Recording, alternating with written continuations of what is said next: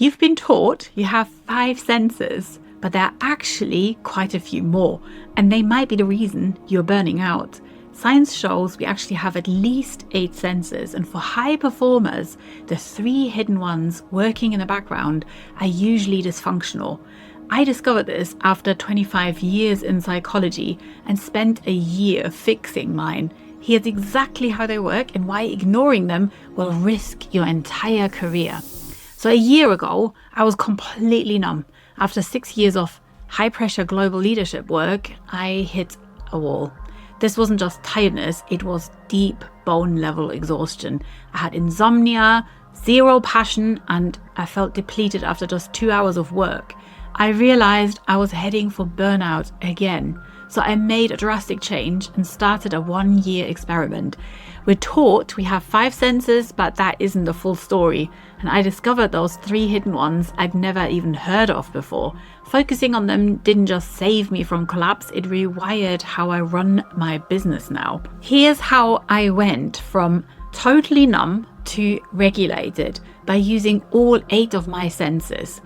The first month was definitely not a grand journey. It was more like a crash landing, to be honest. I was officially resting, but my body was still sprinting a marathon. I developed intense heart palpitations completely out of the blue. I felt cut off, not just from my work, but from my own body. And then I got ill, and I learned that this is very common in high achievers when they finally get to slow down. So I researched this more, and this is where the idea of the 8 senses really clicked. We all know the external ones: sight, hearing, smell, taste, and touch. They're our windows to the world out there. But the ones that I'd been ignoring, the ones that exhaustion had completely muted, were my internal senses, the ones that tell us about the world in here. The first hidden sense I learned about is proprioception. It's your body's built-in GPS, basically. That sense that lets you touch your nose with your eyes closed or walk up the stairs in the dark without face planting. This is what's actually happening. You have mechanoreceptors in your muscles, in your tendons, and in your joints, constantly sending signals to your brain about where your body parts are in space. When your proprioception is off, you don't just bump into tables, you feel wobbly in your work and in negotiations, for example. You literally lose your stance. I used to do gymnastics when I was young, so feeling so uncoordinated really got to me. And researching somatic psychology at that time, I started to realize that this full body movement as a kid was probably the reason I got through major childhood trauma relatively well. What I didn't know then was that proprioceptive activities, especially heavy work and deep pressure, have a calming effect on a dysregulated nervous system. So when your proprioceptive system is working well, it literally grounds you, it reduces anxiety, and it helps you feel secure in your own body. Last year, I had lost that completely. The second hidden sense is vestibular. This one's located in your inner ear, and it's all about balance and spatial orientation. But this is what surprised me. The vestibular system is highly integrated with your autonomic nervous system and your emotional center, the limbic system. When it's functioning poorly, it doesn't just make you physically dizzy, it triggers anxiety and fear avoidance patterns. For me, that constant internal chaos had thrown this sense completely out of whack. I felt perpetually ungrounded, constantly dizzy, like I was almost like on a boat in rough seas. And even when I was sitting perfectly still, that subtle internal dizziness was my constant companion, a physical symptom of my chaotic nervous inner system.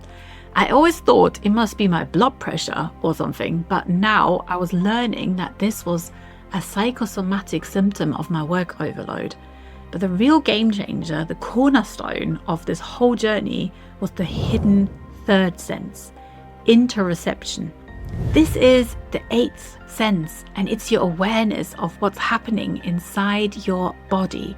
Interoception is how you feel your own heartbeat, your body temperature, your body tension, your hunger, thirst, your gut instinct. Research shows it's the foundation of emotional regulation.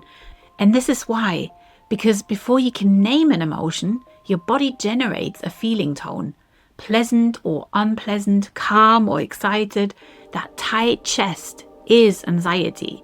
That warm flush is embarrassment. That buzzing energy is excitement. And this is the critical part that nobody tells you. You cannot regulate an emotion that you don't notice. And all those years of high-flying consultancy work had demolished that internal bridge for me. I'd been actively overriding interoceptive signals for years.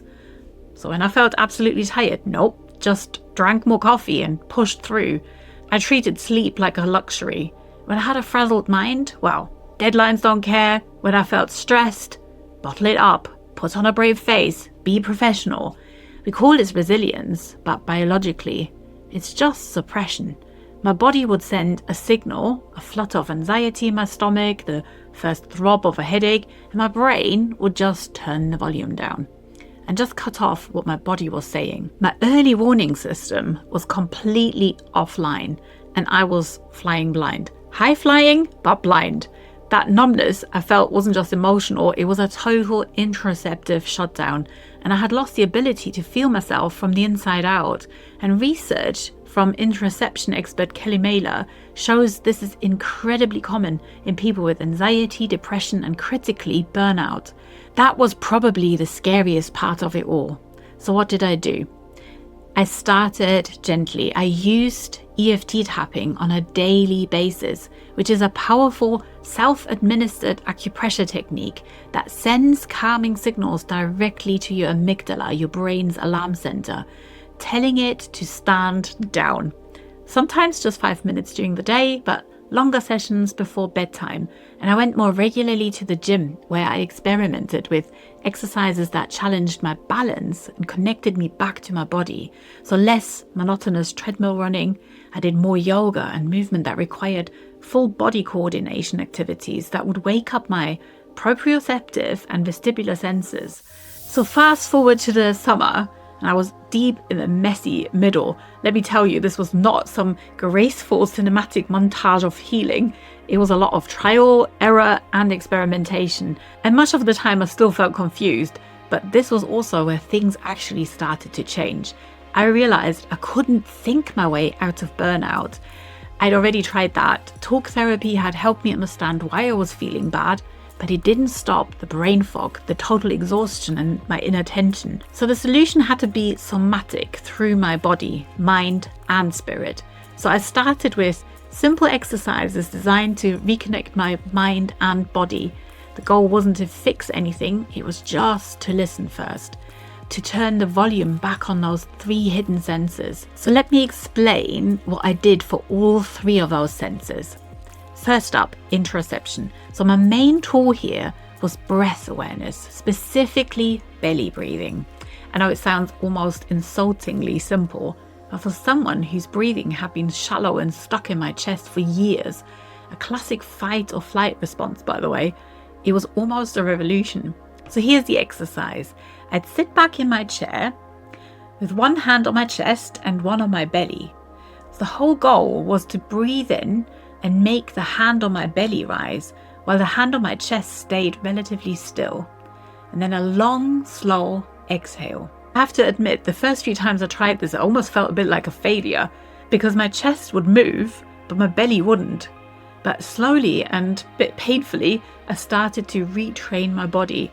And this is why it works. Deep belly breathing stimulates the vagus nerve, which is your body's main parasympathetic rest and digest pathway. It's a direct physical command to your nervous system that you are safe. Research shows that slow breathing, especially with a longer exhale, actually shifts you from sympathetic stress to parasympathetic calm activation. I remember this one moment. I was waiting for a potential client to join me on a video call for my new business. So when he didn't join, I felt that familiar knot of anxiety in my stomach. Old me would have ignored it, maybe chugged more coffee. Instead, I took 2 minutes. I just sat there, lowered my gaze, and did 10 deep belly breaths. The knot didn't vanish completely, but it loosened. My heart rate, which I could actually feel in that moment then, slowed down. And I went into that call feeling grounded, not frantic. It was the first time I realized I had a physical tool to manage my emotional state. And when the client finally arrived, I felt calm enough and focused. And guess what? The call went really well. I've since started doing much more intense holotropic breath work. And honestly, these sessions are like seismic shifts for my well-being. I can't recommend them highly enough. I really mean when I say breath is your superpower for success. And I also did something crucial that Kelly Mailer teaches in her interoception work. I started naming the sensations without judgment. So not, I'm anxious and that's bad, but I noticed tightness in my chest. I noticed my heart beating faster. I noticed tension in my jaw. This practice of simply noticing and naming is how you rebuild interoceptive awareness. So you're creating new neural pathways between body sensations and conscious awareness. It sounds small, but it's taken my emotional intelligence to another level. Next, I worked on my proprioception and vestibular senses. I needed to feel my body in space again to feel stable. So I started doing what I called secret grounding exercises. So techniques I could use anywhere without anyone noticing. For example, during meetings, I'd press my feet firmly into the floor, really feeling the solid connection. This isn't just a mindfulness trick. You're activating proprioceptors in your feet and ankles, sending stabilizing signals to your brain. So I'd roll my ankles under my desk or do slow, deliberate shoulder shrugs, paying attention to feeling of muscles moving. These tiny movements were sending a constant stream of proprioceptive data essentially back to my brain, reminding it where my body was. So this is a bit like tuning a radio, slowly dialing in a clearer signal. I even developed a secret shoulder shimmy, a little wiggle to release tension before writing, for example, a tough email. It might look a bit silly, but it really works. Research shows that proprioceptive activities involving push, pull, and lift movements have a balancing effect on your nervous system. So I started doing wall push-ups during breaks, secretly in the bathroom if it had to be. So nobody knew, but my nervous system got the memo. You're grounded, you're safe, you're in control. And for my vestibular sense, I started with simple gaze stabilization exercises. I know it sounds quite like a long mouthful, but it's actually quite simple. I'd hold my fingers out at arm's length, so that distance is the best. And then I'd turn my head side to side while keeping my eyes focused on my fingers. So this trains your vestibular ocular reflex, the system that keeps your vision stable during head movement.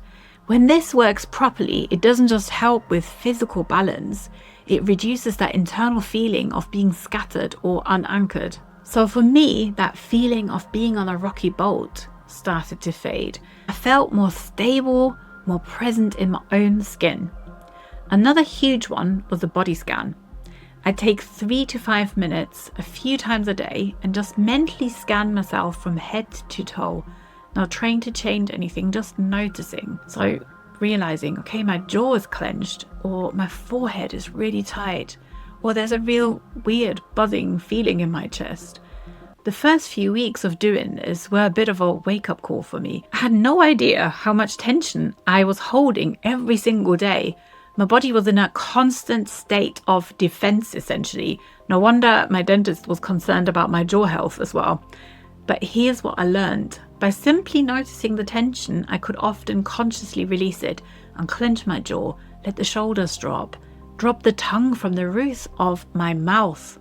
This practice of noticing was me rebuilding that interoceptive bridge.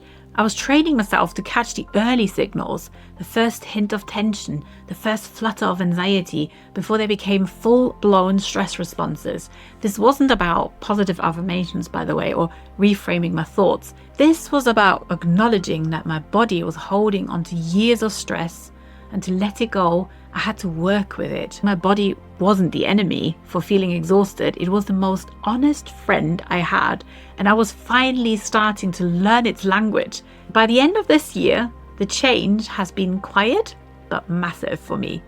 There was no lightning bolt moment. It was 1,000 tiny moments of listening. The frantic, rundown Katrin from a year ago feels like a totally different person to me now. I haven't just recovered, I have fundamentally rewired how I operate. I've become what I now call a more regulated business owner, and I'm a lot closer to real work-life success. I'm more balanced inside and out thanks to my 8 senses. The foundation for all of this is something called somatic intelligence, by the way. It's the ability to use the awareness of your physical self, so your breath, your posture, your gut feelings, to guide your choices and responses. It's knowing that your body often has wisdom that your anxious mind hasn't caught up to yet. And it's not some mystical concept, it's a practical skill set I had built, sense by sense. So what does this actually look like day to day? First of all, my decision making is so much clearer.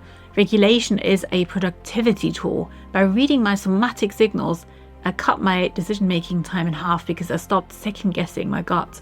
That knot in your stomach isn't just nerves, it's data. That gut feeling isn't just a vague hunch anymore. I recognize it as more valuable data for my interoceptive system. Research on the somatic marker hypothesis shows that rational decision making is actually preceded by inner signals. Your body knows before your conscious mind knows. That knot of anxiety before choosing the wrong project, that's your sympathetic nervous system signaling danger. That sense of expansion when considering the right client, that's your ventral vagal system saying, yes, this is safe and good. My early warning system is fully back online now. Don't get me wrong, this isn't about blindly following all your instincts, but it's about tuning into your full intelligence and then responding rather than blindly reacting. Also, my resilience to stress is completely different. A difficult email used to send me into frantic anxiety last year. So now I feel that initial physical surge, the activation, and I see it for what it is, a nervous system response, not reality. My heart rate increases, my breathing gets shallow, tension creeps into my shoulders, but instead of freaking out, I use a tool. I take a few belly breaths, in for 4, out for 6. The longer exhale activates the vagus nerve and signals safety. Or I'd press my feet firmly into the floor, engaging those proprioceptors. Sometimes I'll do my secret shoulder shimmy, or just a few wall push-ups in private. By regulating my physical state first, I can approach a problem from a place of clarity, not panic. This is what nervous system regulation actually means. Not eliminating stress, but having the tools to shift your state when you need to. And those physical symptoms, the insomnia, the tension headaches, the heart palpitations, they are virtually gone now because it's like a domino effect. They were the direct result of my dysregulated nervous system that was stuck in chronic sympathetic activation. So by learning to tune into my body's signals, like actually noticing I'm tired and resting instead of powering through, I've stopped pushing myself to the brink.